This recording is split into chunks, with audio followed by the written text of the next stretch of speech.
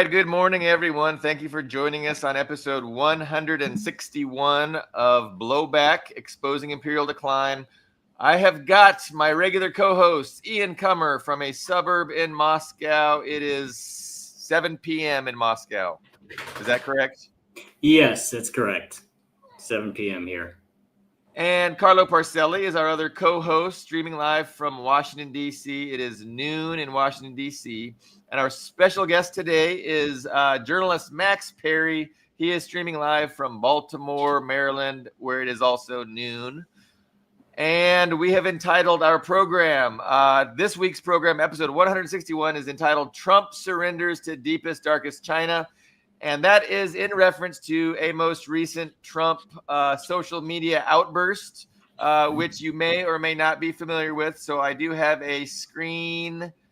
I was going to share my screen just to show exactly what I'm talking about. So this is a screen from my Telegram app. And you can see here, it shows Trump tweeted this picture, this image of Xi, Putin, and Modi. And they are walking through these doors, and he types out, "Looks like we've lost India and Russia to deepest, darkest China.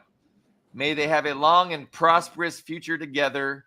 And this post was, let's see, it was after he did this weird one where he's like, he said they were conspiring, right? He said they were conspiring against him. What did he say in that one? You guys know what I'm talking about, right? No, I don't. I didn't even know he had a Telegram. Okay. Well, I think he just reposts his Trump does. Social media. It looks the same as his Twitter. Yes. In a variety of places. Yeah. So now I'm trying to find the other one where he accuses, he's just talking about,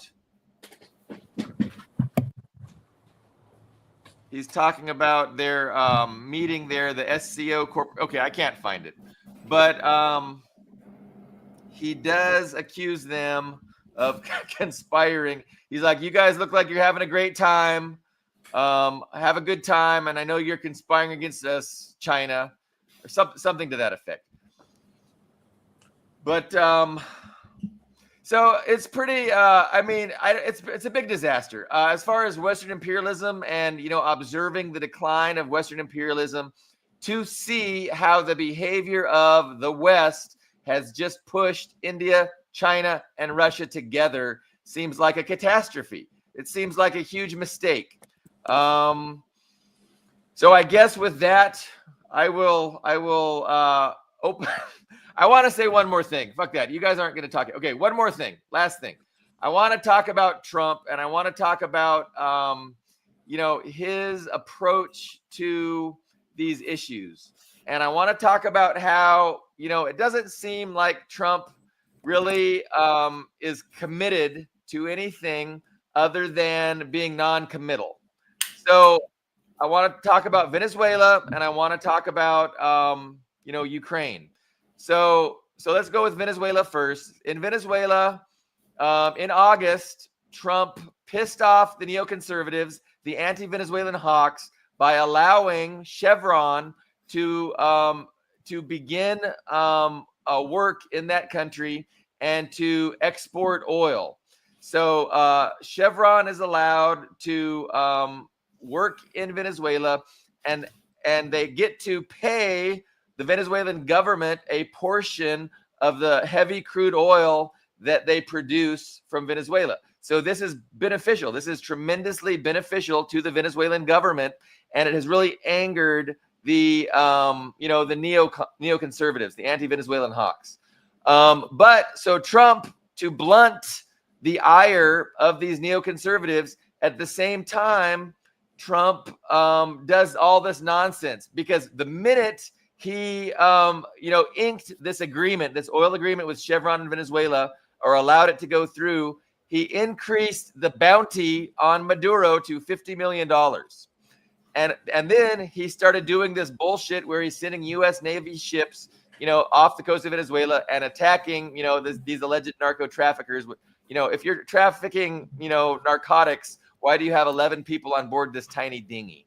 Like, that's not narcotic trafficking, you stupid motherfucker. But this is Trump trying to, play both sides and not box himself in and not, not commit to improving relations with Venezuela. So while on the one hand, he's improving relations, he's trying to appease the neoconservatives that he knows he pissed off by doing that, by doing these other things. So it's just that's Trump, and we got to understand what Trump's doing. It's the same thing in Ukraine. Trump goes to Alaska, meets with Putin, really pisses everybody off, really aligns himself with Putin, saying, we need to have a peace agreement that is, not a ceasefire. We need a peace agreement that deals with the core issues, agreeing with Russia, agreeing with Putin, of course. And then, he just met with it was like a video conference or something with the EU. And he's like, if Putin doesn't, agree to peace, we're going to have to sanction them. And, we're going to double down and we're going to change our course towards Russia. So, he's just non-committal. He's hedging both sides. He doesn't want to commit to one side and really expose himself to the ire of the, whichever side he pisses off. And so, it's just Trump. And so that was the point I wanted to make. And with that, I will let others talk. Well, I would say, one. Go ahead, Ian. I would say, like you said about the dinghy, I mean, it's very, just in the most polite terms possible. It's unusual, to say the least, to see a dinghy and not interdict it with more conventional. Because, it's not, drug traffickers coming to the USA are not unusual. Right? Or even just suspicious boats coming to the USA are not unusual. We get them off of Florida. We get them off of California. Like when I was in the California National Guard, there was something their counter drug task force would deal with. The cartels trying to use boats to smuggle people and narcotics and whatnot into California. And you would just, if you see a boat, you would stop it. Right? We have a Coast Guard. That's literally the job of the Coast Guard. Yeah. When you see weird boats, you stop and say, "Hey, what's up?" And it's not a battleship, right? It's not going to shoot back. It's not going to shoot its missiles and cannon at you, right? It's just a dinghy. Why would you blow it? Preemptively blow it out of the water? It's so strange. And the fact there were 11 people on it, like you said, it's like, I know, like in movies, every, drug gang, their vehicles are like a clown car, right? 50 guys with machine guns come out, the two heroes, shoot them all. But in real life, why do you need 11 people? What are they doing? It's very weird, maybe. They're slowing the boat down. Right. And, cargo space. And asks all kinds of questions, like what if it wasn't drugs? What if there was human trafficking? What if there were just refugees or people who wanted to, just people who'd paid to get take us to the USA, and those are just innocent people, or even if it just wasn't even a gang related thing at all. What if it was just a fishing boat or tourists or something? Sometimes people get in boats to do things besides commit crimes. It's like, how do you know? And it's so questionable, and it does. I don't want to jump the gun and say something big is going to happen, but it does seem like it's some sort of weird, like Gulf of Tonkin vibe here, right? That, right, exactly. Like, look at these evil Venezuelans with their drug trafficking to the USA, and we stopped them, while at the same time doing it in a way that eliminates any evidence. Because if you just arrested them, what could you say? It was just a boat. But I think you're right. And the main point, I know previously on this show I said, Trump's hard to influence when he gets his mind set on something. It's kind of hard to change his mind, but you're right. He has at least, specifically, to an extent with Venezuela, and especially with stuff where he'll meet one side, they give him their position, then meet the other side, and then they change his mind. It's like, oh, okay. He's like agreeing with whoever the last person to talk to him was, which is it hurts his credibility, and it hurts the credibility of the USA when you're just agreeing with whoever talked to you last.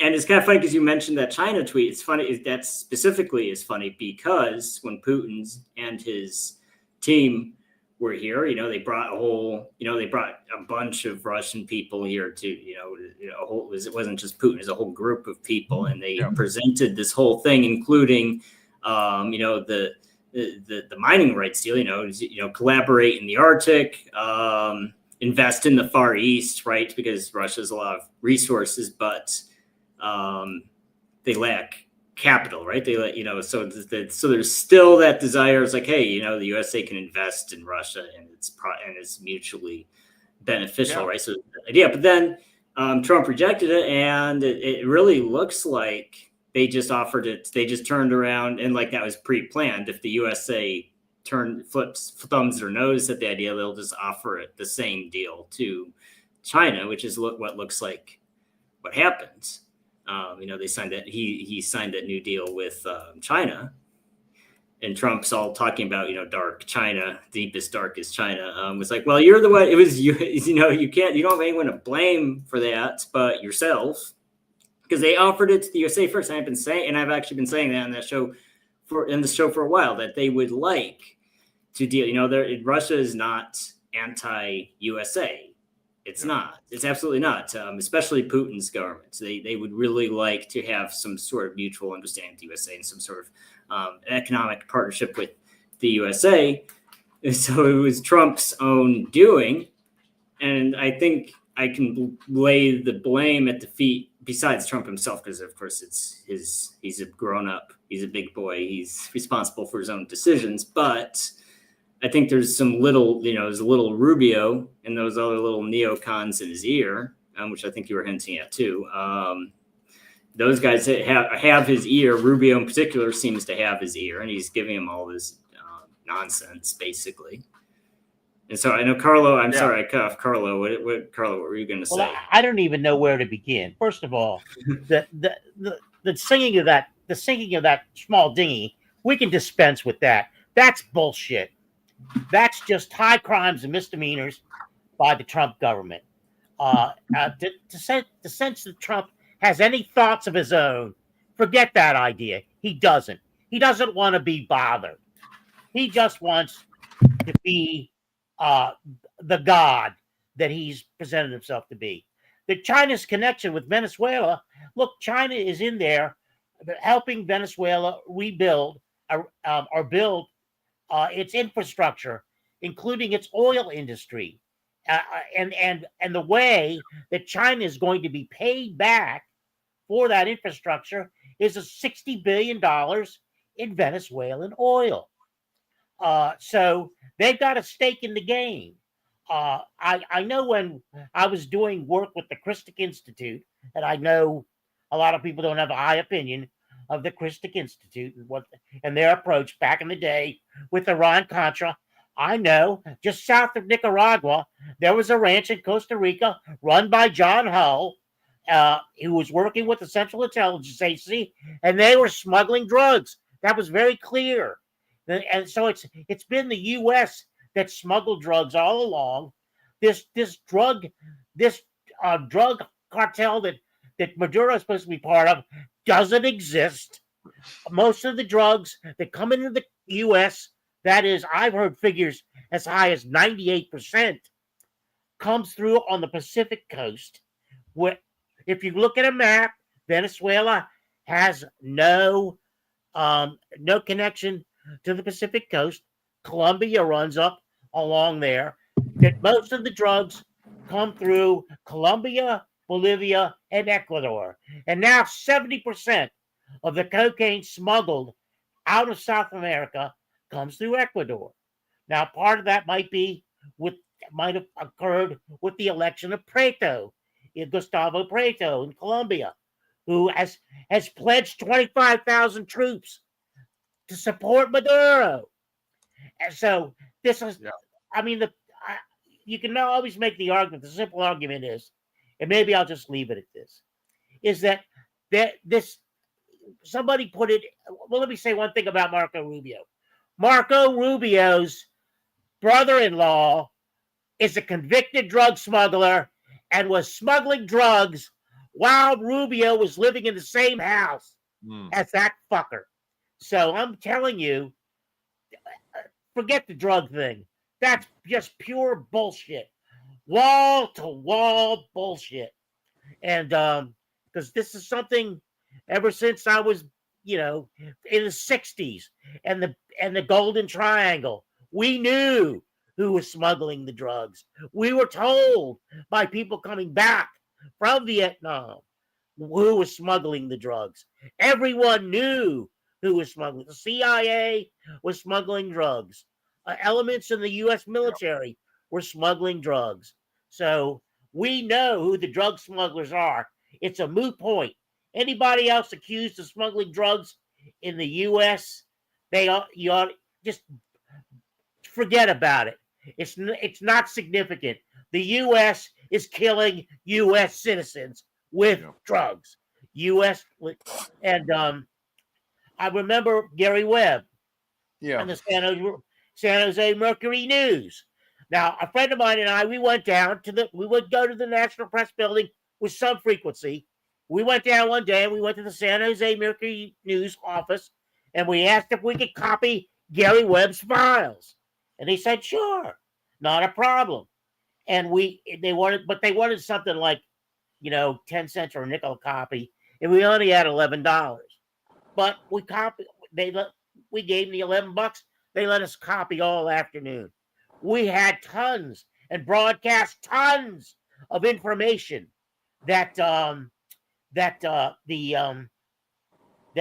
U.S. was smuggling the drugs in, and that the Freeway Ricky Ross was just a minor part of what was going on, and then we also read the Christic Institute's Declaration of Plaintiffs' Counsel, which was a 300-page document. We read it on the air on community television. Now, that wouldn't mean anything anywhere else in the country, but this is Washington, D.C. So we read that thing verbatim. And just before they went to Florida to try to make their case before this sold-out judge, Lawrence King, they brought 1,000 boxes of evidence, the Christic Institute, down there. And in 20 minutes, the judge threw the case out. But we know all of that information has been around for a long time. You had Alfred McCoy sort of breaking the ice way back in the day, the politics of heroin in Southeast Asia. So it's been a long time. It's a moot point. It has nothing to do with drugs. If it has anything to do with Venezuela at all, it's the oil, and that case can be made clearly. But I don't even. And one of the things I want to say about the piece that Billy Bob wanted to introduce the show with, it does sound like Trump. He sounds a bit resigned to the fact that he doesn't know what the fuck he's doing. Do anything about it. Now, we do have a guest today, but before we let him talk, he's a really good listener. I wanted to shoot. I had something to say, and I guess it was just about I mean, the idea that what we're doing in Venezuela is related to drug trafficking and is about as true as what we were doing in Syria had to do with fighting terrorism. It's like these are just both pretexts completely created by the United States themselves to justify involvement. So yeah, we were involved in creating ISIS in the same way we're involved with these narco terrorists that we create. Max Parry, I'm so sorry to keep you 20 minutes silent. So That's please okay. weigh in on anything and everything you would like to. Well, first of all, yes, I mean, Marco Rubio, not only, was his Gusano family intimately involved with drug trafficking, and he was living in the home at the time of one of his relatives who was engaging in those sort of illicit activities. His whole backstory about his family fleeing Castro is also complete BS if you look into it, because he actually fled earlier the Batista regime. So it's his whole family history, that the official story is also BS. I would just add, everything that Carla was saying is absolutely true.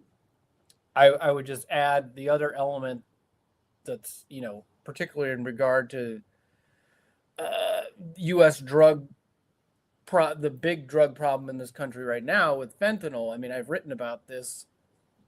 The big elephant in the room with that is, there's this big opioid crisis in the United States. But anyone who knows anything about that, people who are addicted to synthetic opioids are also, a vast majority of the time, also get hooked on at some point, actual heroin and natural opioids. And during the same period that the OxyContin was approved by the U.S. government, we've been we occupied Afghanistan for 20 years, and the same sorts of network. I mean, the Karzai government that we were in bed with, and then also Ashraf Ghani, that government was totally involved in the heroin trade, and the U.S. military, was basically facilitating, protecting that market. And I don't think it's a coincidence that during that same period we've just seen.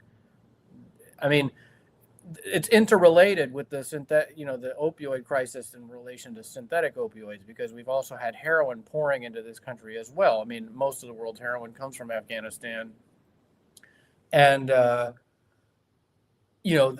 Trump's whole tough on crime, war on drugs narrative. I mean, he's singled out Central and South American countries for that. But if you look at the amount of hectares that they produce, it's impossible for it to be the majority of heroin on the streets of the U.S. to be coming from Central and South America. It's inevitably coming from a country that the U.S. occupied for 20 years. And, meanwhile, the Taliban, they had issued a successful fatwa against opium during their first emirate that existed from 96 to 2001. Lo and behold, after the U.S. backed puppet regime fell, they issued another fatwa when they've been back in power in the last few years, and heroin production has gone down again.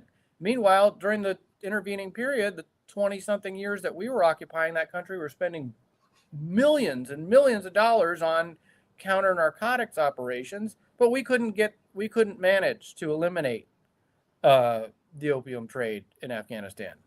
What was really going on? Where was that money really going? It was clearly lining the pockets of the puppet regime that we were backing. And clearly, we don't know the full extent of it, but clearly our government was complicit in the drug trade coming out of Afghanistan. So that's a whole other theater of, narco trafficking. I mean, yes, back in the 60s and 70s, it would have been, like we're saying, the Golden Triangle. But not coincidentally, right when we started backing the Mujahideen in Afghanistan, these drug lords and jihadist militias,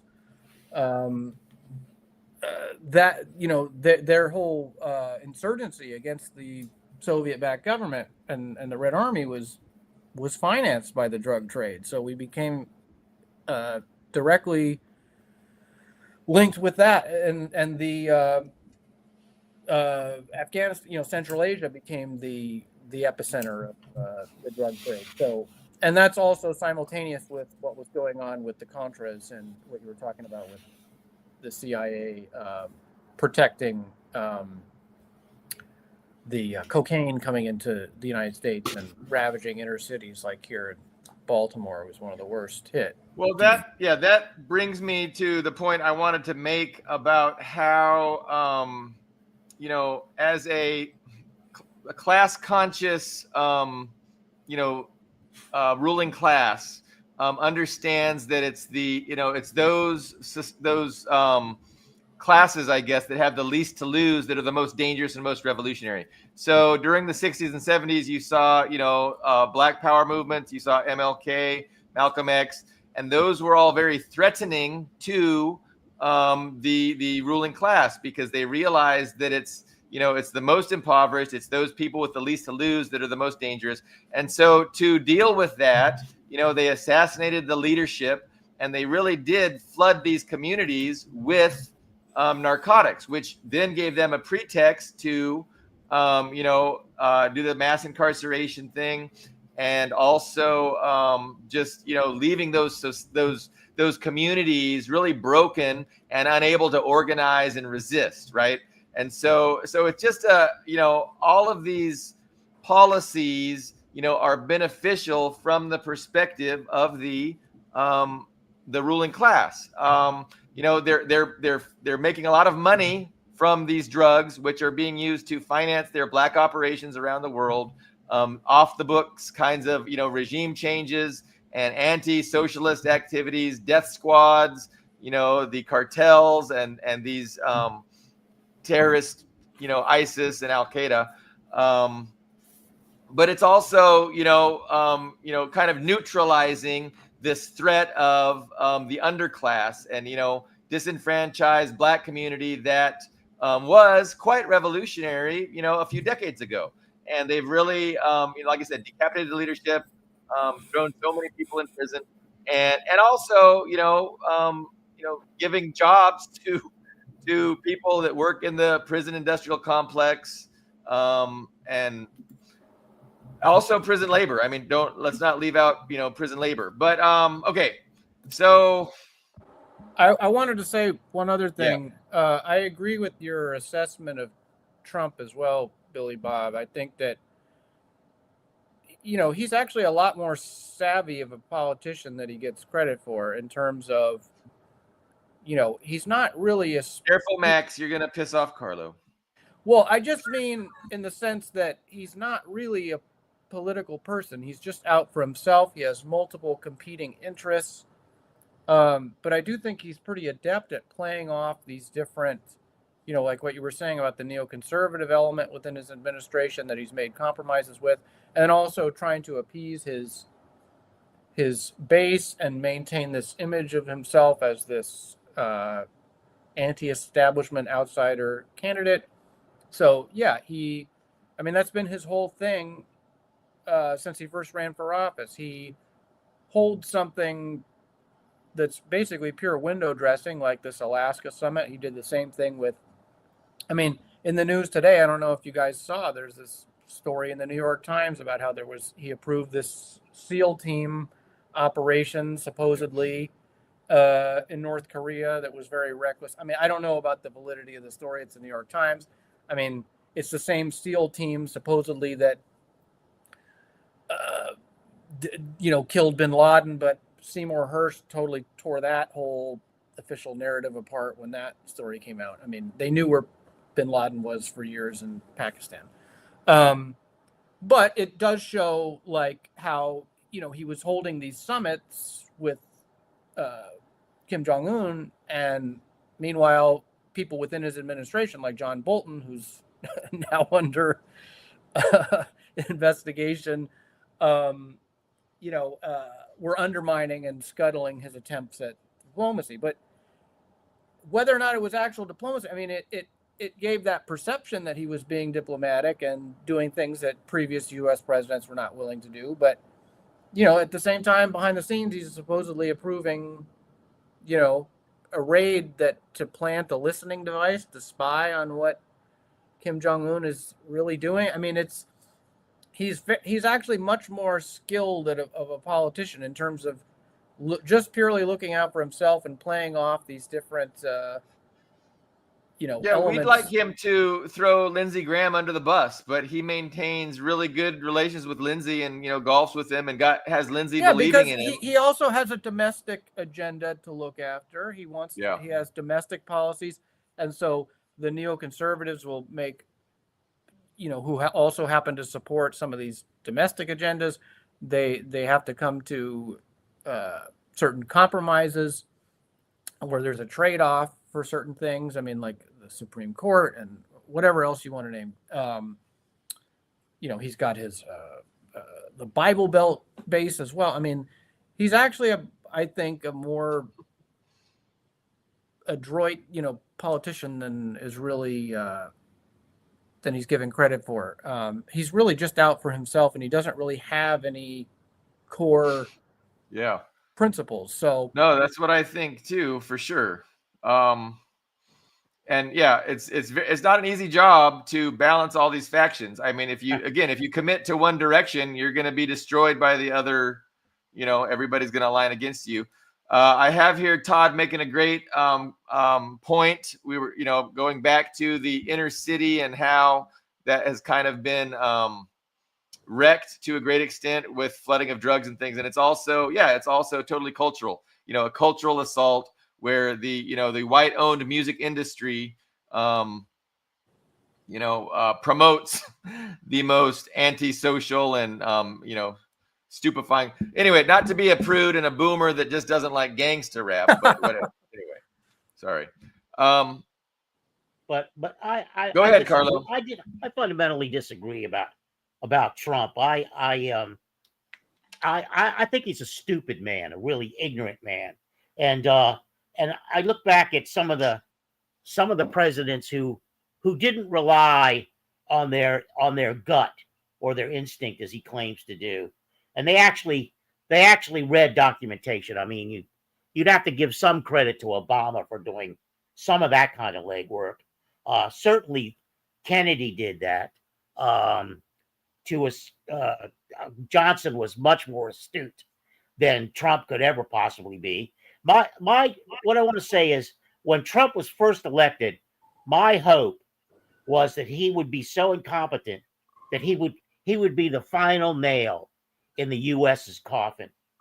And I think a lot of that has come to fruition, especially in his second term, especially with the advent of BRICS and what it means to multipolarity. And I think the American people of color, of gender, etc., are paying the price for Trump being frustrated that what he domestically, or what he cannot accomplish, what he thinks he's owed internationally, is not coming to fruition. And I think they're bearing the brunt of this authoritarianism.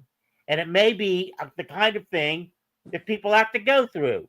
Because if this nincompoop is in power and he's not getting what he wants because he's a huge fat orange baby, then he's going to use what's at his disposal, which is quite a bit, to harm. He doesn't care who. He doesn't care what child won't go to school and get a meal. He doesn't care what woman who can't afford to have a fourth child can't get an abortion. He doesn't give a rat's ass. Yeah. It's all about him. And people in the international realm are frustrating him, and at every turn he can't get anything done. Yeah, there was those 11 people on that boat that he destroyed, and probably 9 of them were just refugees trying to leave poverty. And he didn't care. He doesn't. Look at Gaza. Tens of thousands of children. He doesn't care. So right, really exactly. So it's like he probably didn't even know about the sinking of the vessel until after it was done, and they knew they could manipulate this ninny to go along with it. So it's as much as he's expressed his desire to steal Venezuelan oil, I mean, that's in his purview. What could Trump have done if Trump if Trump was genuinely serious about keeping, Russia and China apart, or India and China apart, what could Trump have done differently to further that end? Because it seems like there's nothing. Trump didn't have the leeway from the ruling establishment to really befriend Russia and really work hard to pull them away from China. Like, he didn't have that leeway. And that raised India. You Go ahead, gotta go ahead. you gotta know something to do that. You have to be intelligent to do that. You have to be able to think to do that. Jesus Christ. The guy can't think his way out of a paper bag. Okay, That's what's so obvious. We got your opinion. Let me hear Ian. Yeah, Ian's got it. I don't know. I mean, it's hard to, we can't be that fly. I mean, it'd be great to be that fly in the wall for what's going on in the White House, what's going on in the Capitol. But there was, I've been saying that for months. I've blogged about it. I've said it on the show. There was a huge opportunity to split Russia and China. And by split, I don't mean to the extent as the Sino-Soviet split. And I don't mean make them enemies, but I do mean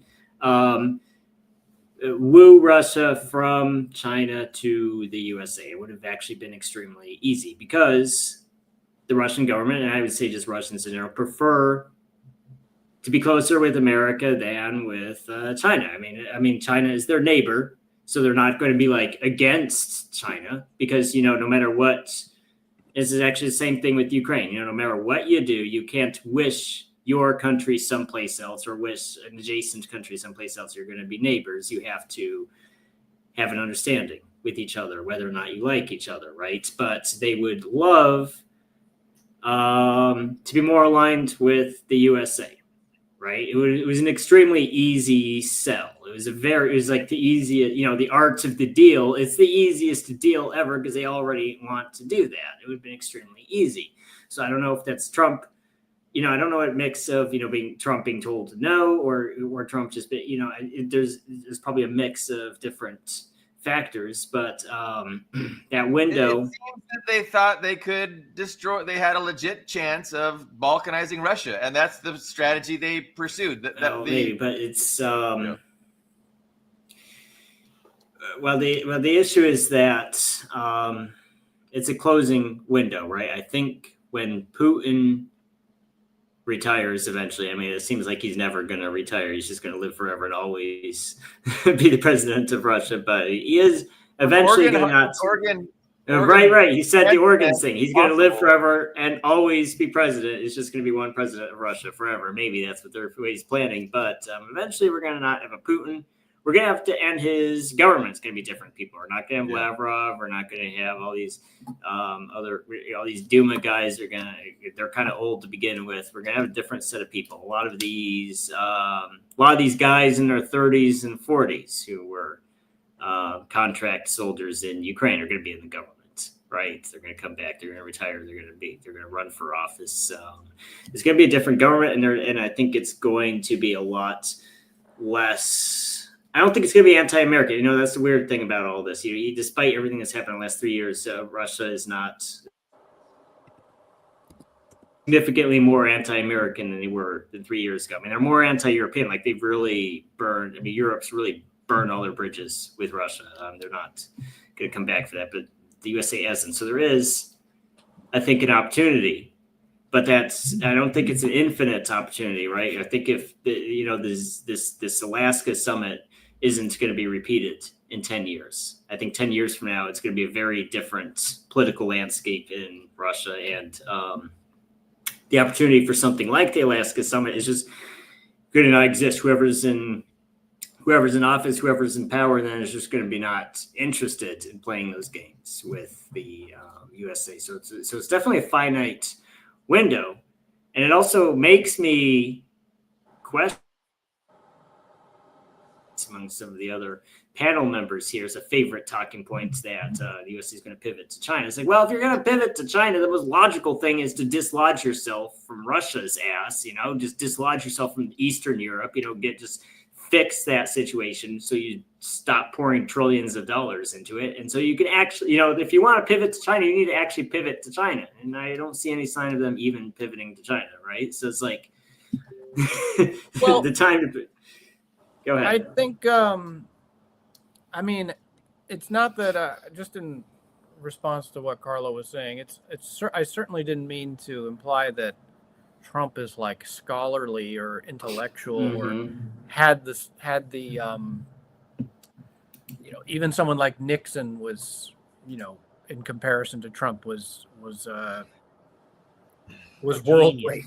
But I don't think you can quite underestimate Trump, because Trump isn't the only person within the ruling class that has this view that because I think that there's an internal dispute within the ruling establishment as to how to proceed forward in given the prognosis that it does appear that American hegemony, like full spectrum dominance, is really in decline. And I think that there's a fundamental disagreement going on within the ruling elite whether the U.S. needs to completely pivot to China and decouple from Russia, like what Ian is saying. So regardless of Trump, he represents a wing, I think, or at least a section of the status quo that believes that there needs to be a reset of U.S. policy abroad in terms of, Trump. I mean, similar to what Nixon did with in reference to the Sino-Soviet split. And, Henry Kissinger, before he died, was one of the people that was noted to have been in Trump's ear, encouraging him to go forward with that kind of realpolitik. And Henry Kissinger is no idiot. So, it's not just about Trump. I mean, Trump is doing it in a very haphazard, incompetent manner. I agree completely. And that's mostly has to do with his selfish reasons and his own political survival. But I do think that what he's doing represents some kind of, or reflects some kind of divisions within the Beltway about as to how the U.S. is going to preserve what's left of its hegemony. And that does come down to questions over how, is the U.S. going to continue to, with this really ill-fated policy of trying to, expand NATO on Russia's border and, in the hopes of, carving up Russia and gaining access to its plentiful resources, waging these proxy wars in various theaters, whether it's the Middle East or in Ukraine, or should, the U.S. abandon that strategy and focus its efforts on China and trying to drive a wedge between.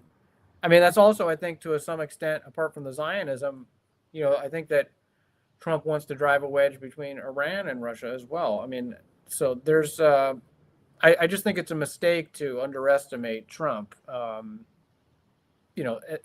that's not to say that he's like some kind of intellectual or it's just, I think that one of the things that has propelled his political success is people consistently underestimating him, and then he's proven. I mean, people who oppose Trump kind of see everyone in two, in a binary. It's like, if you're not denouncing Trump as the worst human being to ever exist, you obviously love Trump.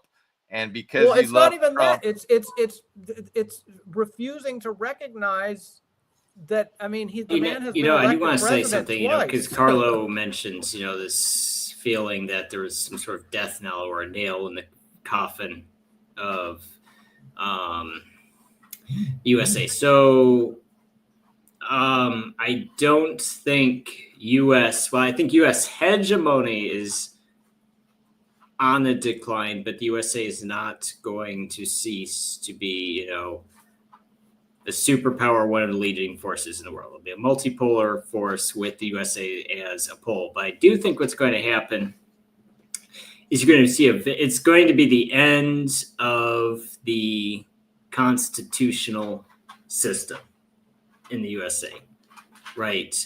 Because people just don't believe it. Because the Constitution is like the sacred. Everybody. I think, we're all Americans here. Everybody knows how, from the cradle, we're taught that the Constitution is this sacred. It's like the Bible, basically. It's this sacred document that gave us democracy and freedom, and especially all knowing founders, especially conservatives, right? Conservatives in particular, whereas like their Bible, like more of a Bible for them than the actual Bible. It's just funny if you think about it.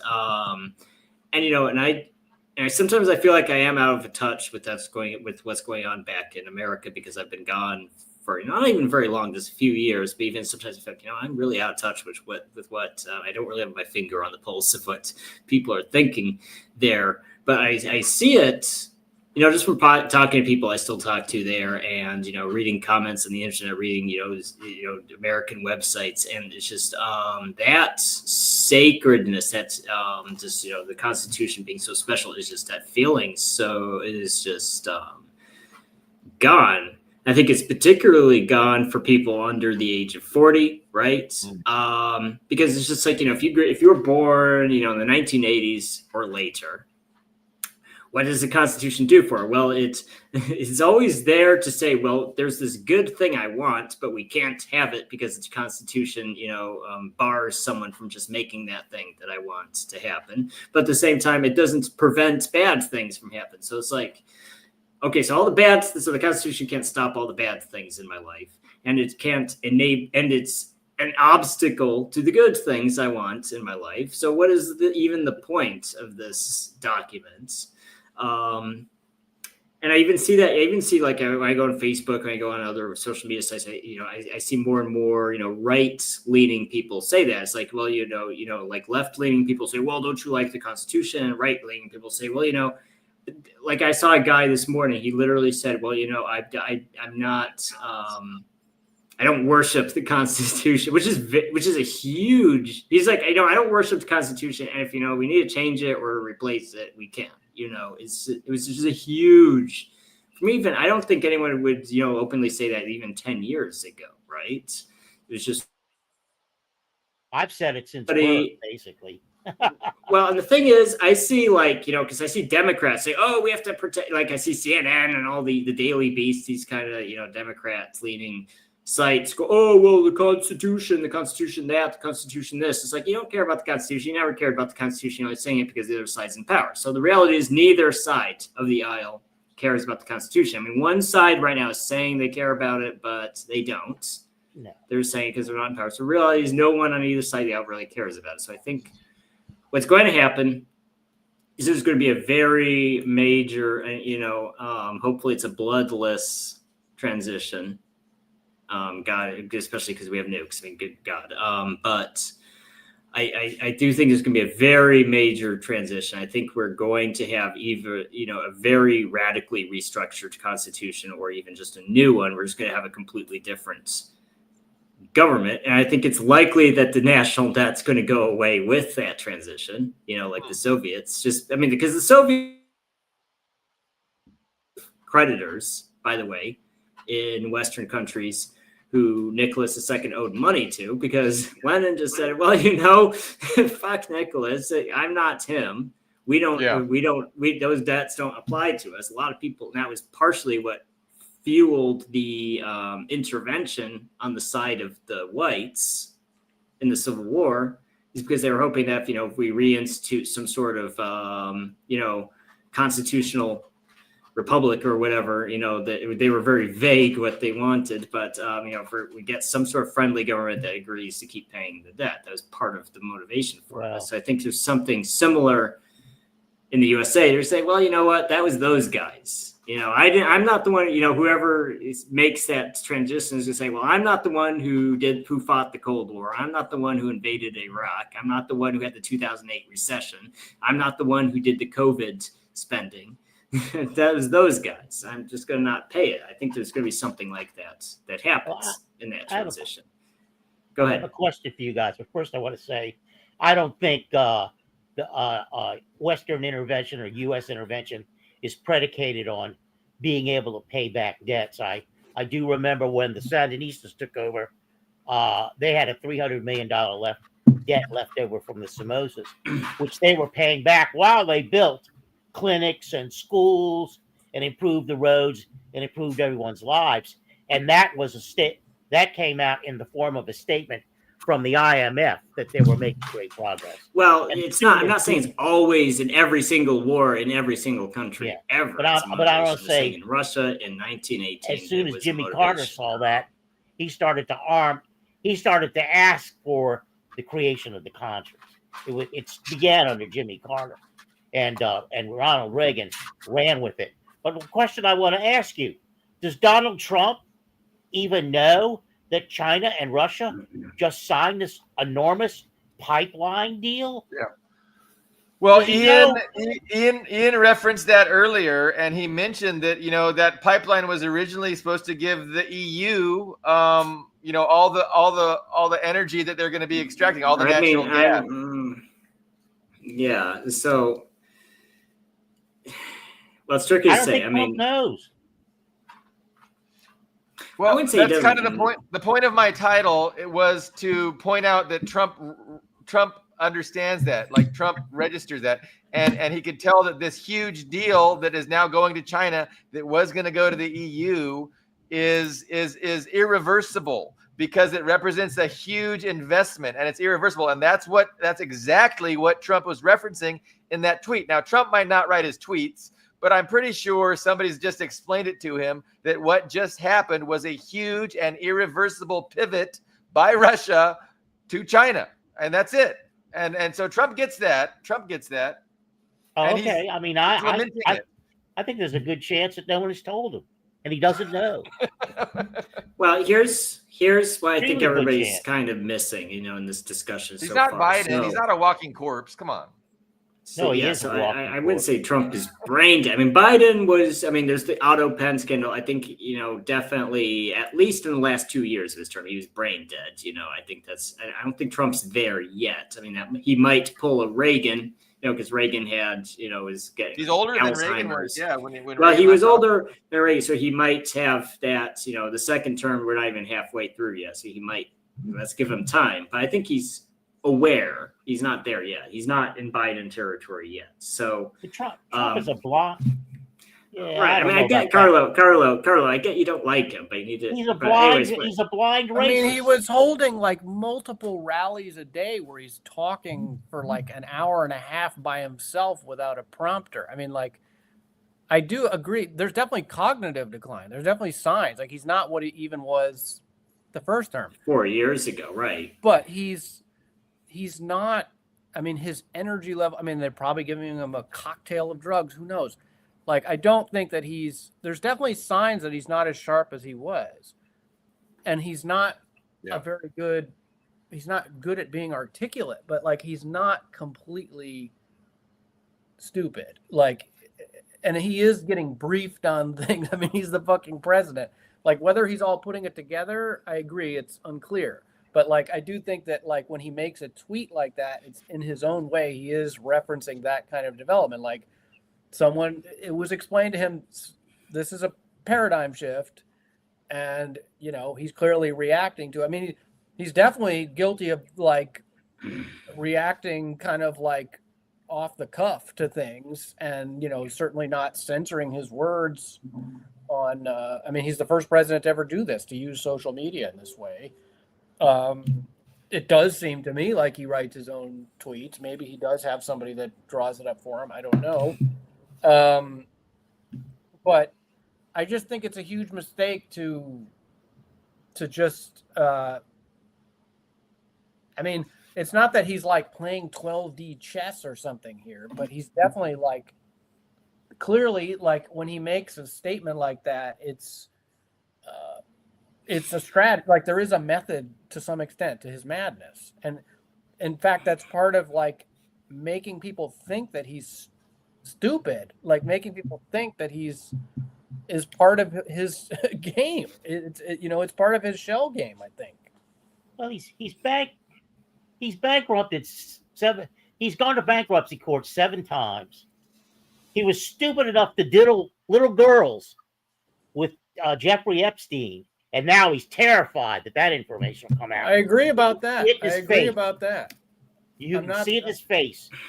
That to me is enough indication. Yeah, He's I think we're he's a going. racist too, and a misogynist. I'm not saying he's not. I'm just saying. Okay. Talking about. I'm not saying he's not a misogynist. Right. We have to look at. Okay, just look. I said this months ago. I said this on this show. I wrote about it. I even said it on this show. Even after Trump won the election, before he took office, I said,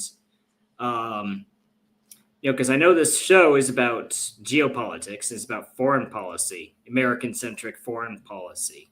Right. So we're all very foreign policy oriented people. But, I wrote this, and I think I said it's here too, that, the average person is not as foreign policy oriented as we are. So I think there's a tendency for people who are fringe left and fringe right, who are very obsessed with, foreign war, who are very isolationist, very obsessed with foreign wars and foreign policy. We can't put ourselves in an echo chamber. We're like, because not the average person thinks like that. And I even cited a Fox News, because there was a Fox News poll. I don't remember the exact month it came out, but it was a pre-election poll Fox News did. Both Democrats and Republicans, and listed the issues, right? And I don't remember the exact results, but it was the economy, stupid, right? That famous quote. They were very big on the economy, on immigration. Like the top 3 or 4 issues were all domestic. So Democrats leans towards, being very upset about Ukraine, but even that wasn't a top issue. And what I said, even at the time, I said, look, so this is both a good and a bad thing. So it's the problem, and I said at the time, the problem is that Trump is not like a rabid Ukraine supporter like Biden was, but the problem is that he's not, he doesn't care either way. And the problem is the people who put him in office don't particularly care, right? So the average Republican person who was, a part of the MAGA movement and, the red wave to put Trump in office doesn't care, probably dislikes Ukraine a little bit, dislikes Zelensky a little bit because he's not respectful, but isn't going to be like super upset if the war drags on for a couple more years. And I think that's true of foreign policy in general, because Trump has a lot of leash from his base when it comes to foreign policy issues, because the average person wasn't thinking about foreign policy when they voted for him. That's really important to understand. As long as he fulfills his domestic promises, he can pretty much renege on everything he promised in foreign policy. But he can't do that. I mean, I do think that there's at least a significant portion of his base that understands how interconnected his domestic agenda is, and his campaign pledges to scale back something like the Ukraine war. I do think that there's a significant portion, because he can't carry out much of what he's pledged domestically without, he made several promises that he was going to cut the U.S. military budget, but then he also turns around and approves the largest one ever. I mean, it's. So consider this. So because here's my prediction, which I think will come true. If Trump stops spending, because I know there's definitely a shadow budget in Ukraine, right? Because there's man hours and there's, equipment, there's flight hours. There's just stuff that's not known to the public as far as, especially intelligence gathering, all those intelligence flights to satellites, all that stuff, the analysts, thousands of analysts, those expenses aren't reported to the public. But I think when it comes to just weapons and economic assistance, if Trump And as far as I know, he has made good on that deal. If he just makes Europe pay for it and we sell Ukraine weapons paid for by the European Union, I think that's going to be good enough for most of his conservative voters. I think that's true. That's a good point. Because that's what, and I think Tucker Carlson and several of those very outspoken conservative voices who are anti-war and were like genuine. I don't think they were faking or being, carpetbaggers or or grifting. I think they were genuine. Like I think Tucker Carlson's like genuinely against the war. And I even kind of see that how like I compare to what he said about China like 5 years ago and compare what he says now. He's definitely like a lot less hawkish on China than he was 5 years ago. I think it's because he had that personal epiphany. I mean, he's the Israel. Yeah, his personal epiphany that you see, wow, war really is a bad thing, and I don't want war even against countries I don't like China. It's a terrible thing. He doesn't want it, so I give him kudos for that. But I think he shot himself in the foot a little bit because his anti-war shows were so focused not on the moral aspect, but on the money aspect. And I think that was a deliberate strategy. He's like, what do Americans understand? Well, if I talk about how expensive and wasteful these wars are, that will convince them these wars are bad. But I think that was a bad plan because all Trump and the neocons and little Rubio, all they had to do is say, well, you know what? You're right. They're too expensive and they're wasteful. So we're just going to make someone else pay for them. They're American weapons. It's good for the American economy. And it's a correct argument. It's like, hey, look, if we're selling weapons to Ukraine that someone else is paying for, it's good for the American economy. And that's a correct statement. So unfortunately, the anti-war movement, by focusing so much on physical and financial aspects of it rather than the moral aspects, which is killing people to have a political advantage over a different country, is using Ukrainians as cannon fodder, is morally abhorrent. That might have been a less effective strategy, but it would have been harder to kneecap. Because Trump because Trump has said it, and I think he's not lying. I think that's a true statement. USA is not spending what Biden was in Ukraine because they just forced the EU to pay for it. I think that's what's happening right now. They just say, hey, you know what? We're giving $1 billion but that's not going to change anything, right? There's not we don't have enough weapons that we can sell to the EU to make a difference on the ground. And so we just got to keep the big macro picture in mind. So the big picture is that the United States is declining as a global hegemon. And the only real question is, how far are they willing to go to try and stop that decline? And everybody seems to agree that China is the future and that, China represents the biggest threat to the dispossession of the U.S. as the global hegemon.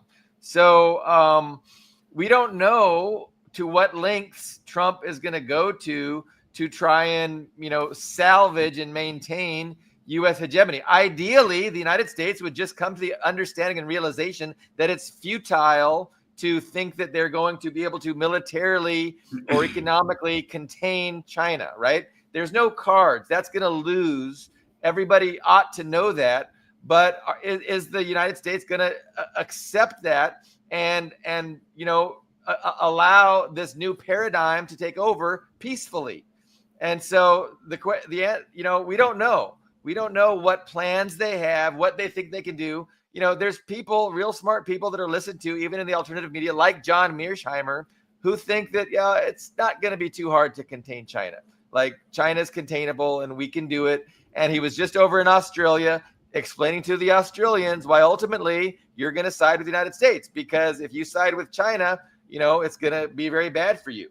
And they're going to be on the front lines. I mean, they've been that John Pilger documentary, The Coming War with China. Coming War on China. I mean, it really talks about how his native country, the U.S. has been dead set on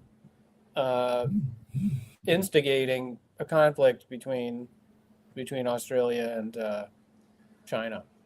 Yeah, and so it doesn't seem like the United States has made the strategic decision that it's futile to resist, and they believe that they can resist and that they can maintain their global dominance and that they can significantly weaken China.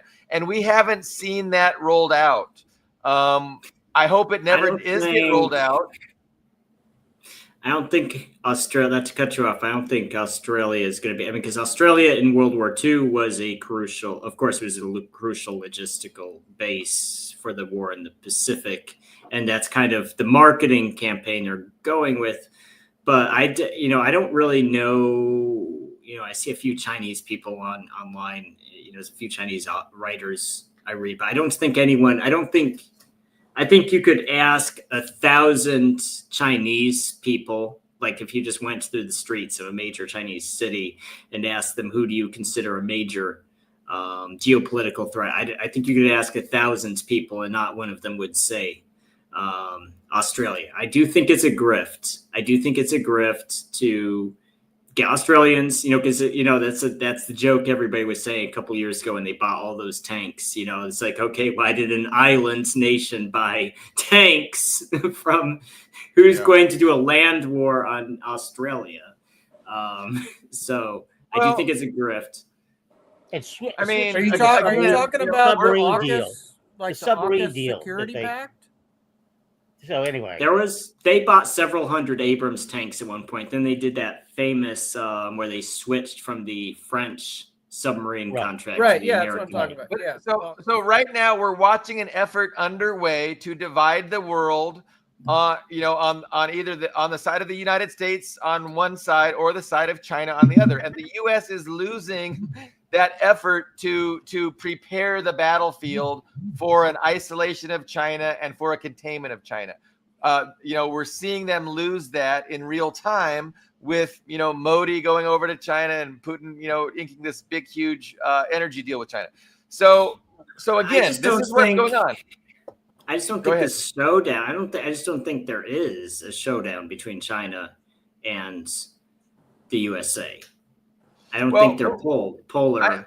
I know we have disagreements, and I'm just making. I'm explaining my perspective that it's the United States that is unhappy about a rising China displacing their global hegemony and becoming a rival power, and it's in the United States' interest to keep China from developing and growing into a regional power that can compete with the United States on the planet.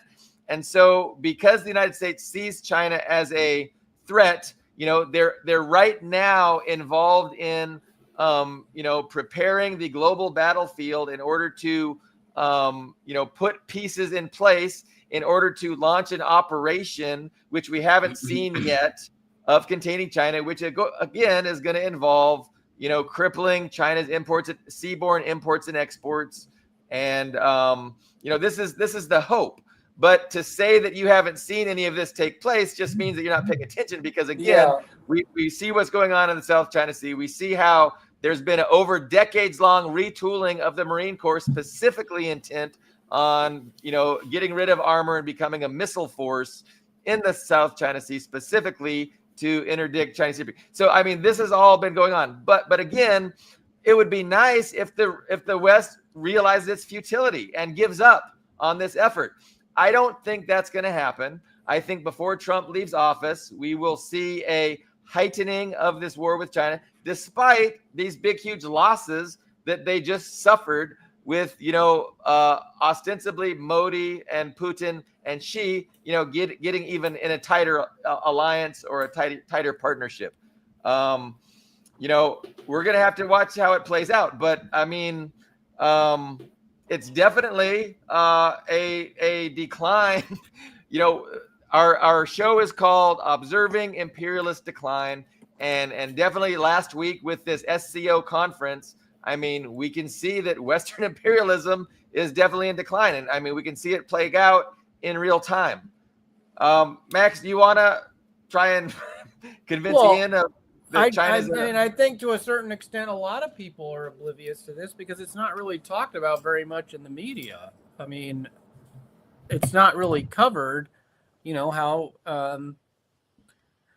the United States, which is still the biggest military power, you know, is it's got aircraft carriers and forward deployment toward the world's biggest economic. I mean, by the end of the decade, it's going to be the biggest economic power in China. But I mean, the Pentagon. I mean, you've got top military brass people warning about this. I think we may very well be on the road to a direct confrontation with China, and it seems almost kind of inevitable at this point, given the like what took place during Obama's administration, with the pivot to Asia, and yeah, I just think that that's going to be a flashpoint. I mean, if you look at the major U.S. military buildup in Asia and the Pacific, it's clearly with the purpose of with the intention of confronting China. It just seems like a powder keg waiting to go off. And I also think that it's possible it could become, like with Taiwan, that seems like, the U.S. is reneging on its one China policy. It seems very possible that could erupt. And I just think it's a little naive to think that that's not. I mean, you'd have to explain or at least account for why and how all this clear realignment and pivot has been happening militarily.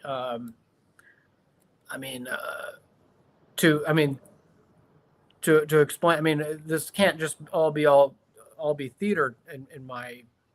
Yeah, and there's got to be a wake up call. There's definitely a ramping up of anti-China rhetoric. There's all this legislation being passed designating China as our number one enemy, and just going on and on about how we're right on their doorstep. We've got so troops right in those islands there. I get that, we haven't actually seen much movement other than an attempt at tariffs, which backfired. And so, the doubting Thomases, like, I can't convince them now, but I think it won't be too much longer. I think 2 years max before it'll be impossible to deny. But until that time, I don't want to just sit here and try and, pound into somebody's mind that doesn't agree with us that this is going to happen. This is going to happen. I mean, we'll just wait and see. But, it seems that you can't understand what is going on. Like, again, the proper way to understand what's going on with Russia and Trump's efforts to try and, detach from Russia and try and be nice to Russia is anything other than, trying to prepare for this future confrontation with China, because obviously it's going to be easier to confront China, isolate China, if Russia is not on China's side, or at least neutral. And if, India is on the U.S. side, opposed to China.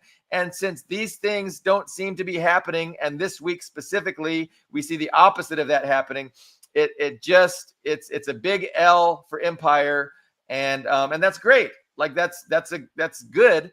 And people ought to rejoice, because either way, either it's going to convince the United States that it's futile, or they're going to go ahead and try anyway without having the benefit of a neutral Russia and an India on their side. So we'll just we don't have any other choice but to see how it goes. But it's not going to go well for the West, and that ought to be even more obvious after the events of this week. And I think that the Venezuelan situation, as it regards China, can be pivotal in this, because is China really going to walk away from the $60 billion in oil that they've leveraged against improvements of the infrastructure in Venezuela, including oil infrastructure? I don't think so. I think that they'll want something from that, some repayment or some kind of retribution from that deal. And again, it'll be interesting to see what is really the plan with Venezuela, because we just in August, we did something very beneficial for the government of Venezuela. We allowed, we canceled the sanctions, a certain sanction. We allowed Chevron to go in there and take out oil, and they're going to be compensating the government of Venezuela by giving them a portion of the oil. So before, like, we wouldn't allow that before. That's a big win for the government. So we'll see. I mean, do they think they can do that and work on regime change on the other side? I mean, it's going to be interesting to see what the real play is, because, you know, again, we're being mean. We're putting a $50 million bounty on Maduro's head. We're moving all these Navy ships off their coast, but then we're also giving them a huge gift of, I mean, we're also allowing constantly trying to instigate, disputes over territory with Guyana. I mean, no, the for US, sure. U.S. has been meddling in Guyanese affairs, since the 60s.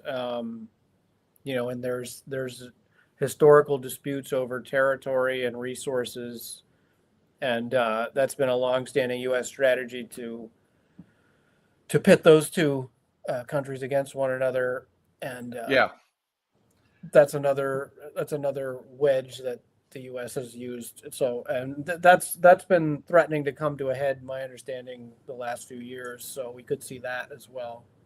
And Venezuela has legitimate reasons to not really appreciate, the country of Guyana, which is a creation of colonialism. It was just basically, by the European powers, broken away from Venezuela. And now, there's all this discovery of huge energy wealth. I mean, half the country are descendants of either indentured servants that were brought there, Indo-Guyanese people, or slaves. It's a. I mean, the history of U.S. meddling there is pretty fascinating, actually. The interference. Ian has a hard break in 5 minutes, and I want to give him one short opportunity to defend himself against our scathing attacks. But he might not be interested in doing that. But I know you got to run, Ian, and I didn't want to hold you up. Do you want to tell us one last time how stupid we are for thinking that there's really going to be a pivot to China? You're muted, you're muted somehow. I can't hear you. Wait, I'm sorry. My microphone went into hibernation. Sorry. I don't think there's anything I outright disagreed with here. So no, it was a good show. It was a good discussion. Okay, well, we're going to talk about Max's most recent article. And I know, like I said, I know you had a project you had to get started on. You're right. Do you want me to drop you out, or do you want to just? I will just say goodbye. Yeah, I just had to leave at 8:30 local time. But yes, no, it was a good discussion, and I will catch you guys next time. Okay, we'll see you next week, Ian. Thank you. All right, take care. Max, I know your article. I know you were here last time you were here. I think we touched on talking about David Horowitz. And it was weird because, how they do with the advertisements with social media, there's always microphones going. And if you say certain things, you'll get hit with that thing. So, like, I mentioned ice cream the other day, and then immediately DoorDash had thinking about ice cream. You can DoorDash somebody anyway. And so same thing with you. When we brought up David Horowitz, we were talking about Horowitz. And immediately after the show, his feed ended up on my wall.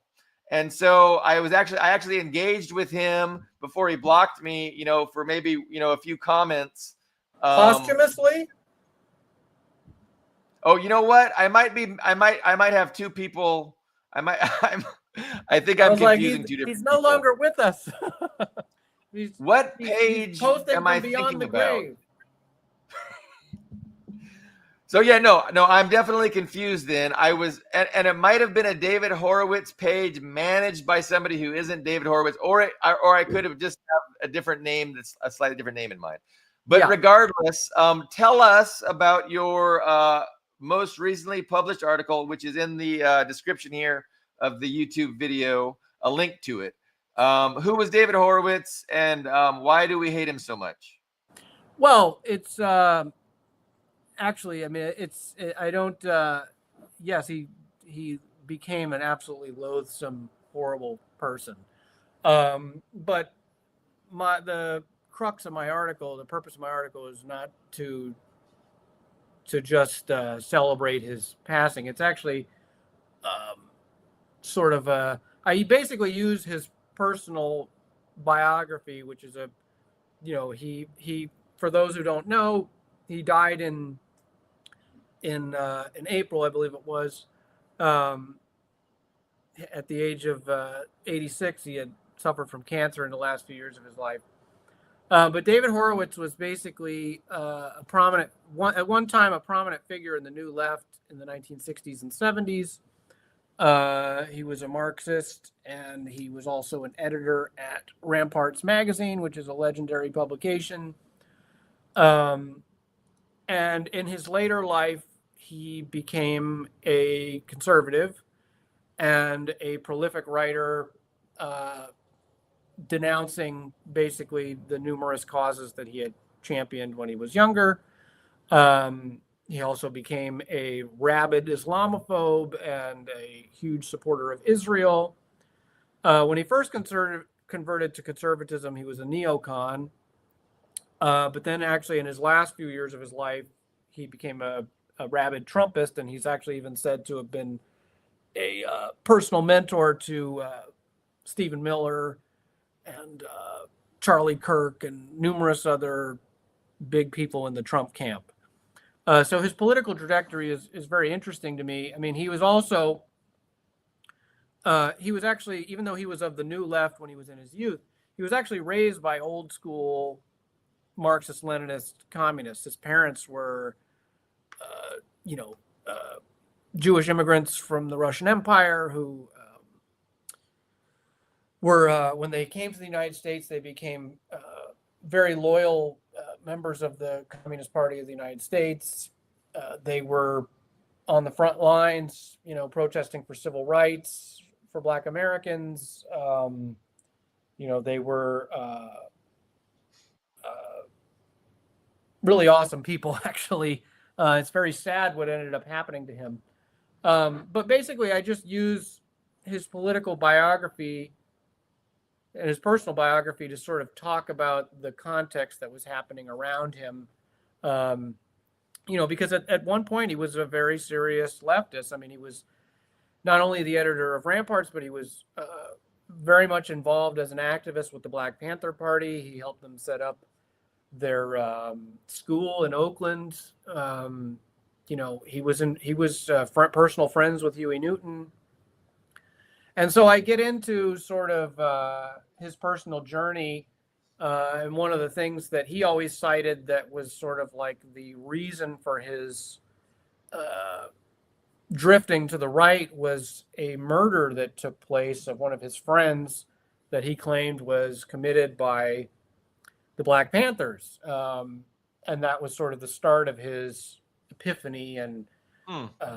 And so I get into that murder and how, there's various theories about it. He always claimed that, the Panthers had done it. And I talk about in the article basically how he may have been partly correct about that, but he didn't connect the dots to how the Panthers were, of course, famously were targeted by the U.S. government intelligence agencies. And he always singled out, after Huey Newton had fled the country, he was replaced for a period by a Black Panther by the name of Elaine Brown. And if you look into it, Elaine Brown was accused by numerous other Panthers of being a government agent. Basically, what happened was while Horowitz was working with the Panthers and while he was an editor at Ramparts, during this time, the Panthers, had shifted to becoming more of a community service organization. They had set up schools and were giving back to the community. They had sort of given up on a lot of their militancy at the time, and were at least the Huey Newton wing was directing their resources towards community service and mutual aid. And so they were becoming basically like a real legit political organization, with and they had financial records, and they needed an accountant, a bookkeeper. So David Horowitz, who was involved with them, he suggested this bookkeeper at Ramparts, his friend, who was named Betty Van Patter. And supposedly, the Black Panthers, they hired Betty Van Patter, and supposedly what happened was that she discovered in the Panthers' financial records some illicit transactions. There's a lot of stories at the time because Huey Newton had gotten hooked on drugs that the Panthers, who were also to some extent a street gang, they had gotten involved possibly in some criminal activity like drug dealing. It's unclear exactly what was going on, but basically Betty Van Patter discovered something in their financial records that was cause for alarm, and she brought it to the attention of Elaine Brown, who was the head of the party at the time. And Elaine Brown proceeded to fire her, and shortly thereafter, Betty Van Patter disappeared for about a month. And then her body was discovered floating in San Francisco Bay. She had been bludgeoned to death. And so, basically, of course, naturally, suspicion fell on both Elaine Brown and the Black Panthers. There was a police investigation, and they did not make any determination. They never arrested anybody. They interviewed Elaine Brown, but they never made any arrests, which to me is very curious, because if you look at the history of the Black Panthers, they were framing Black Panthers left and right for murders, most of which it seems like they did not commit. But this very obvious case where it seems like there very well may have been foul play, they did not seem particularly interested in making arrests. Apparently, I think Betty Van Patter's or family or David Horowitz, they hired a private investigator who determined that the Panthers had like a hit squad and they carried out the murder. It's unclear. David Horowitz claimed Huey Newton was involved, which seems very dubious to me. But Elaine Brown, if you look into her history, she was very sketchy. She was accused by Geronimo Pratt and numerous other Panthers of having been a agent provocateur. Prior to joining the Panthers, she had been involved with a wealthy music executive who had been an FBI informant who spied on Martin Luther King and Harry Belafonte and other civil rights activists. He was like a record executive. And Elaine Brown was actually an aspiring singer, which is a detail I actually left out of the article that I probably should have included. But she was known, she had a terrible reputation. She was known for like sleeping her way to the top. Like she got close to Huey Newton that way.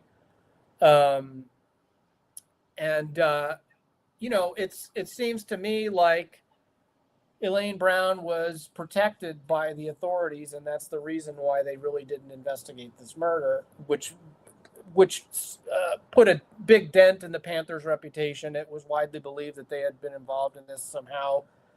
She had also been implicated. Basically, a lot of the reason that many other Panthers believed that she was a Fed was because during COINTELPRO in Southern California, there had been an incident on the UCLA campus where the Black Panthers had gotten into a gunfight with another Black nationalist group called the US organization. And that incident was actually instigated by Elaine Brown. She had, I guess, been involved romantically with one of the members of US, and she got into an altercation with one of them, and then she went screaming to her fellow Panthers that she'd been assaulted. And then one of them drew guns, and then a gunfight ensued. And the leader of US was a known government informant. His name was Ron Karenga.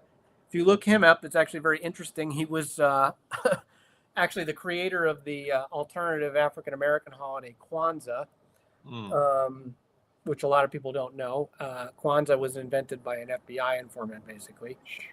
And so Elaine Brown, she pops up at these numerous instances where she's clearly acting as some kind of a Fed.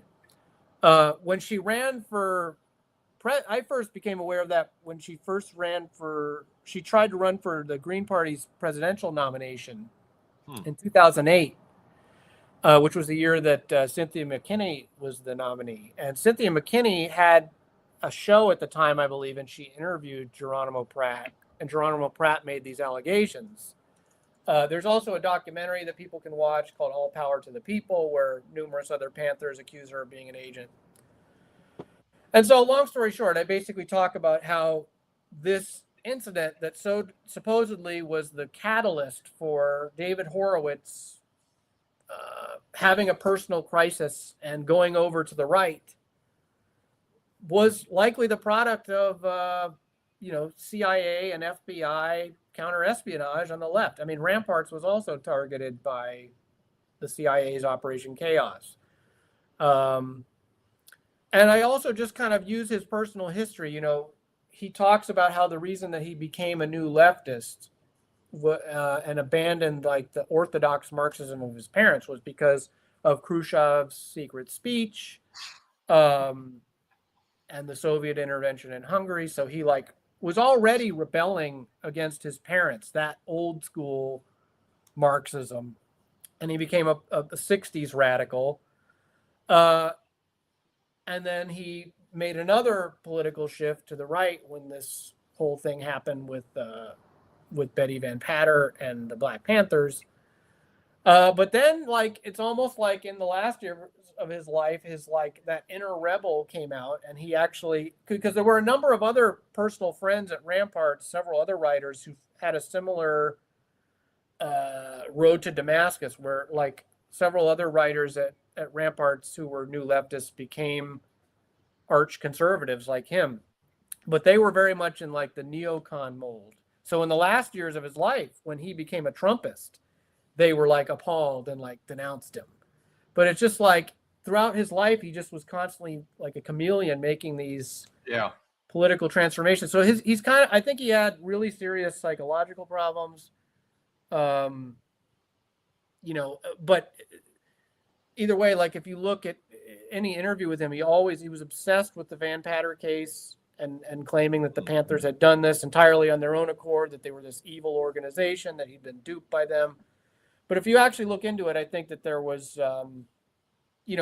most people, a lot of people who are aware of Elaine Brown know this about her, but it doesn't seem like people have really connected the dots to what happened with Betty Van Patter. And so I tried to put it all together in this article. So, it gets into a lot of the history of the New Left, and I don't just talk about Horowitz. I kind of use his personal journey to get into the historical context and a lot of the changes that were happening with the left at the time. But either way, I was hoping that it would shed some or rejuvenate some interest in the Van Patter case, because that murder is still unsolved.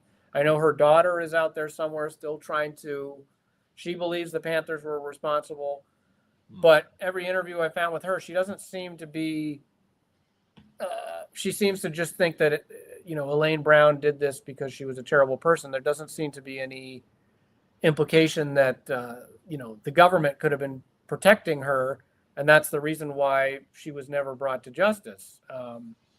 Because it was successful in ruining the Panthers' reputation. There were other things that had happened, they were framing people left and right. Huey Newton was accused of 2 different murders. I believe one of a police officer, which he claimed was in self-defense, but he was also accused of killing a prostitute.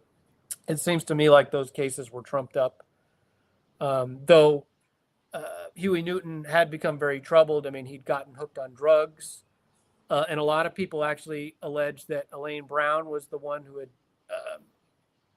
gotten him into cocaine. She herself was arrested on drug charges in the late 70s, and she never did any jail time. She basically proceeded to run the Panthers into the ground. They, Huey Newton was mired in legal issues, and she presided over the organization for a few years, and they just ended up, she was getting them to do things like endorsing Jerry Brown for, for public office and basically making them, really watering them down. She was I really think she was a very sketchy figure. And I think that murder was totally, I mean, I tried to put it in the context of what was happening in the Bay Area at the time. Like I also talk about what happened with the Symbionese Liberation Army and Patty Hearst and all that. That was another thing that really dismayed Horowitz and made him start questioning whether he should still be on the left politically. And the whole Bay Area was just under siege by FBI and CIA operations. I mean, I didn't even mention like the whole thing that happened with the Manson family and Operation Chaos that Tom O'Neill's book gets into. So I just tried to put all this in that context. And he's a really fascinating case to me because, I mean, this guy was a serious Marxist. I mean, he was a pupil of people like Bertrand Russell and Isaac Deutscher. He wrote numerous books espousing,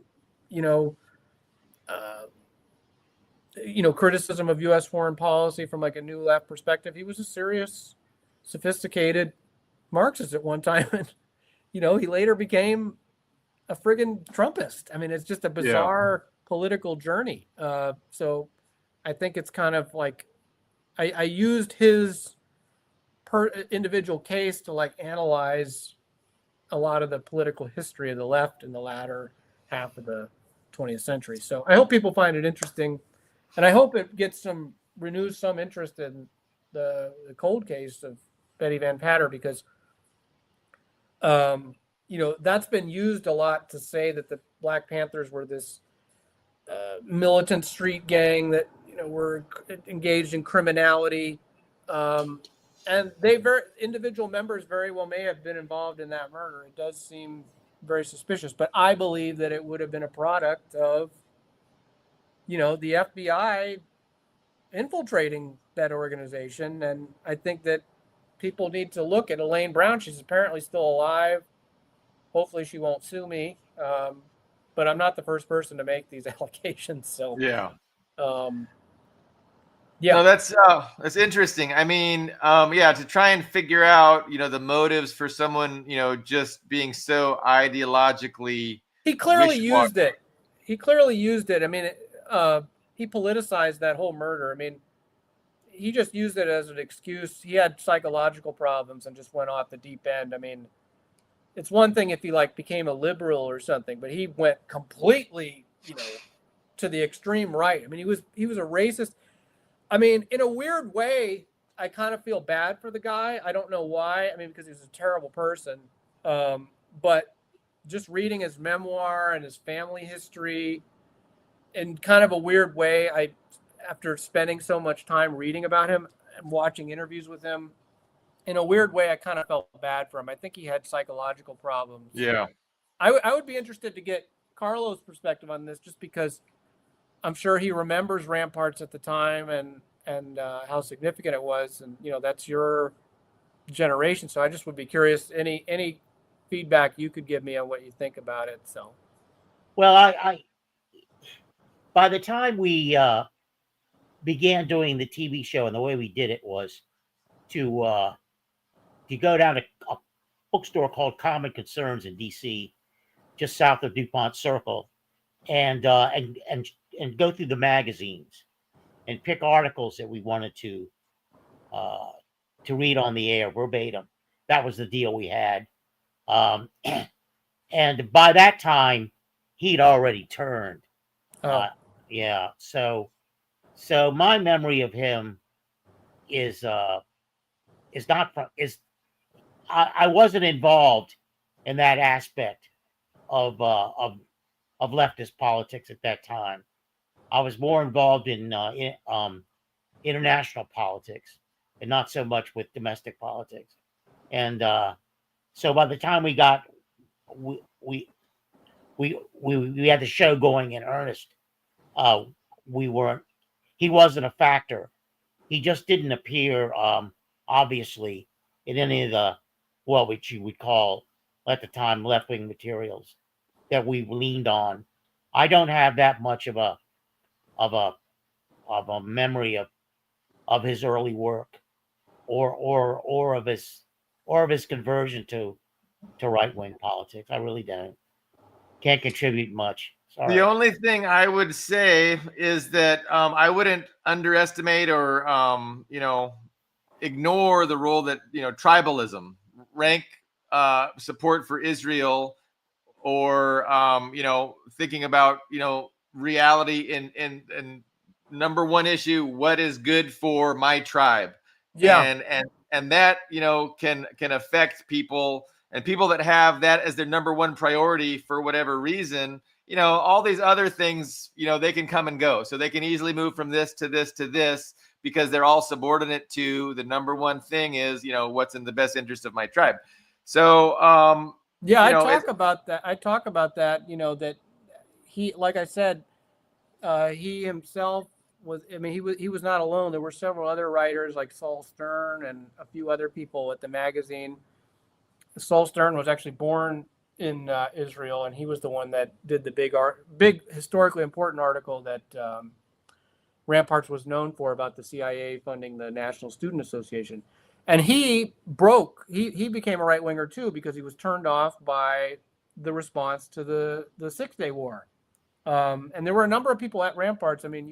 Ron Unz, actually, I should thank him he archived the whole Ramparts back catalog.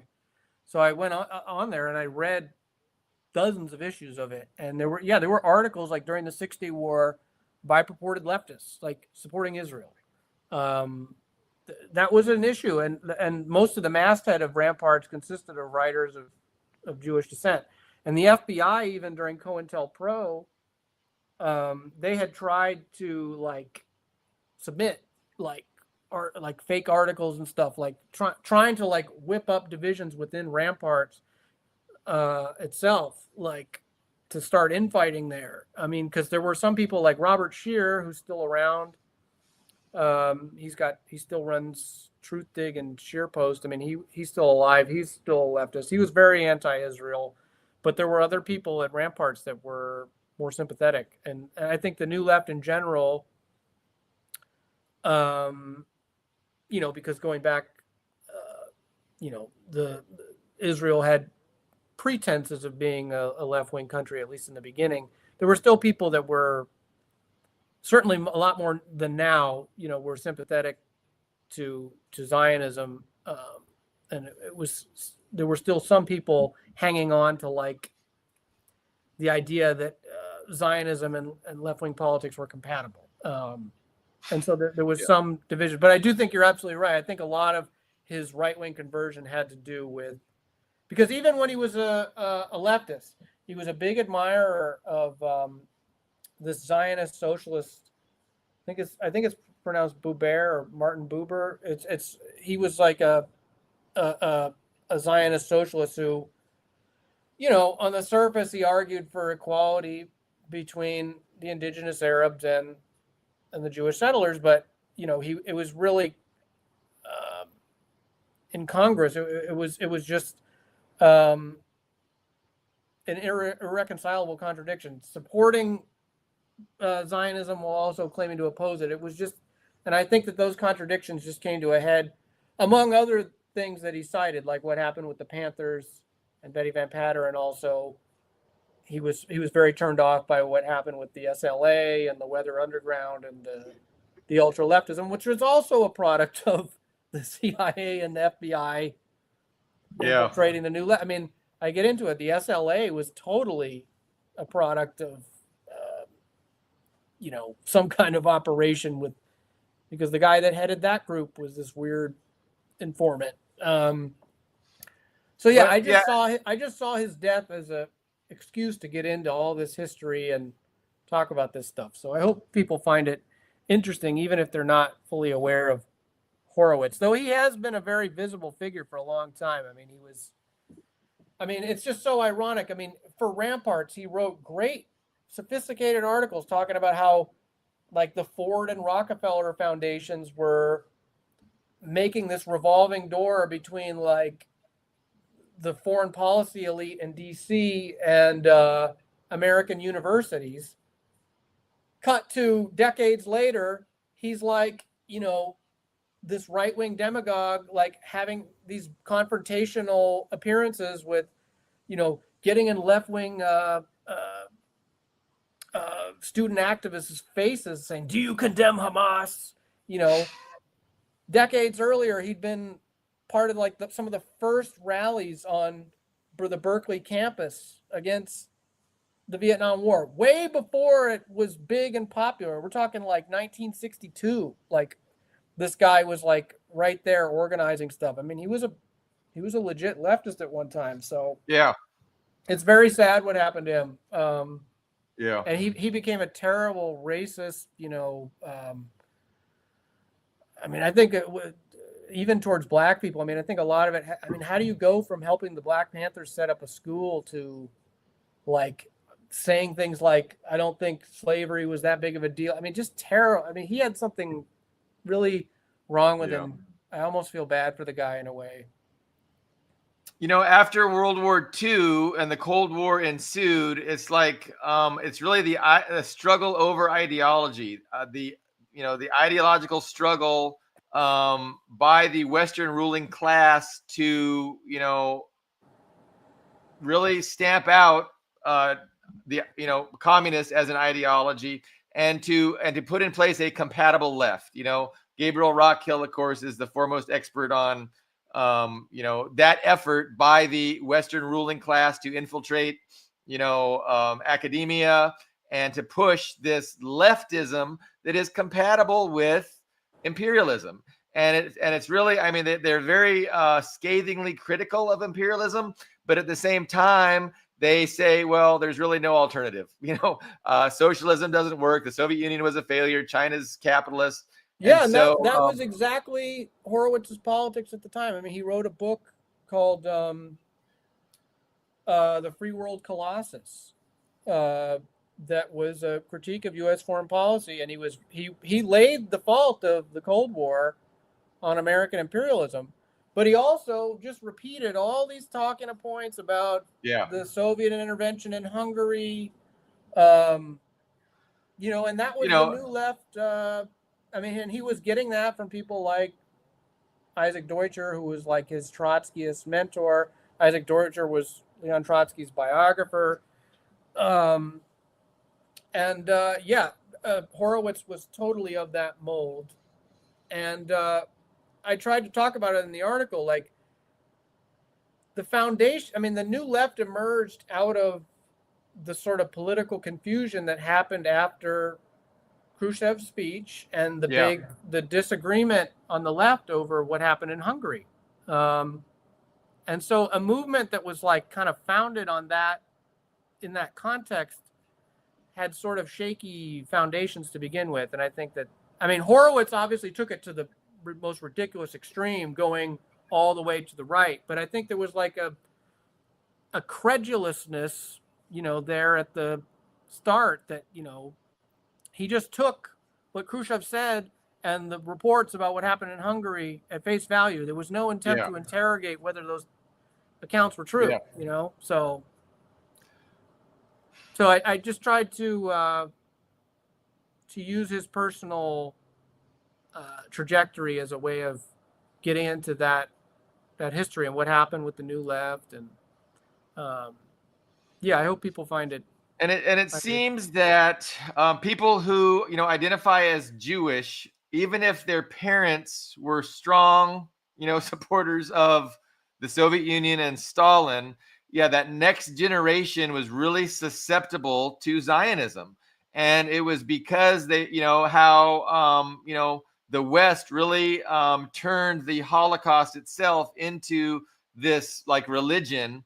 And just as if it was the most important event in the history of the universe, and that had an effect on people who identify as Jewish. And so a lot of people who normally would have maybe had a good ideological perspective became rampant tribalists, supporters of the state of Israel, and that was the number one thing in their lives. And you even hear that in like Haim Saban, right? He said, when it comes to politics, I'm a one issue guy, and that issue is Israel. It's like, that's it.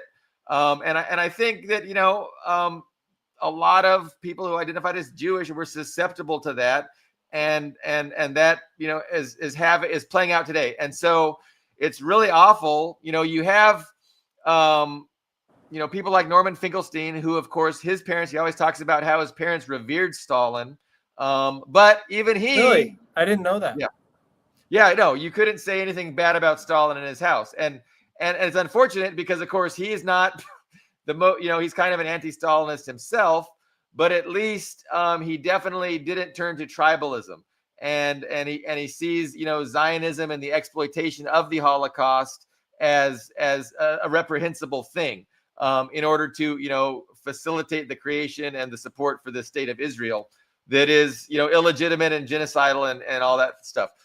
But a lot of, too many people, even now, that identify as Jewish are just, really incapable of any kind of rational thinking when it comes to the state of Israel. And they're defending, the state of Israel despite. I hear what you're saying, Billy Bob. I hear what you're saying. You're saying 6 million wasn't enough. You hate Jews. We get it. Okay. Do you condemn October 7th? Do you condemn Hamas? Touche, Max. I understand that you're, already depressed about the loss the Chargers are going to face tonight, and you're already lashing out mindlessly. We'll see. People are going to be like, what are you talking about? Look, Max, you're a great journalist, and you take these really interesting events, and you get us to think about all the other contexts that were taking place. And so I have not read your article yet, but I did promise that I would give you at least one, coming on today, you'd get at least one more view on your article, and that will be me. And so I hope other people also will read the article and just learn more. So, but yeah, it is. We are almost 2 hours. My in regard to earlier, I was with Carlo. I wasn't. I was hoping to get your perspective because I mean, not necessarily Horowitz specifically, but Ramparts. I mean, I was curious what the significance it had for you when you were younger, if anything. But if not, that's also okay. Yeah. No, I gotta say, I really am not familiar. I wasn't familiar with it. It didn't come in my purview. Wow. Okay.